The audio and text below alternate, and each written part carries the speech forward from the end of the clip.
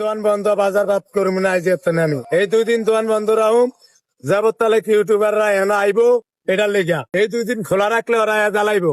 2 দিন বন্ধ রাখলে অগরে আমি শিক্ষা দিতাম চাই, যে অগরে আমি চাই না। হ্যাঁ, হরের দিন তো নাইলে ডাইরেক্ট বাড়ি, টাটকা কথা। আর গরম হানি করে রাখুম, ডাইরেক্ট সিডা মারমু। উনি 1 মাস থাকবে, 1 মাসের পরে ওনার দোকানে কুত্তা আসবে না।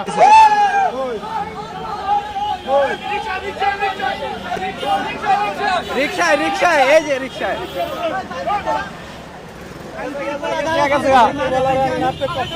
ভাই কোন ইউটিউবার না এলে আর আমার এটি উঠবো না, কেউ দেখবো না, টাটকা কথা। আর দরকার নাই, আমি এটি যে হানি খাবো নাই, আর দরকার নাই এটি আমার। 1 সপ্তাহ মানে সামনে শুক্রবার থেকে কেউ আমার দ্বারা আইবেন না। আমি 1 সপ্তাহ আলটিমেটাম দিয়ে দিয়েছি। ব্যাংকুতি হয়ে গেলে মোটেও দুঃখ পাই নাই। আমি মনে করছি বড় ভাই হিসেবে সে আমাকে একটা বকা বা ধমকি দিতেই পারে, আমি কোনো মাইন্ড করি নাই।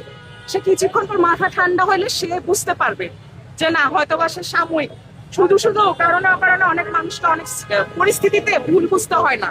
আমি মিজান ভাইকে কোনো ভুল বুঝি নাই।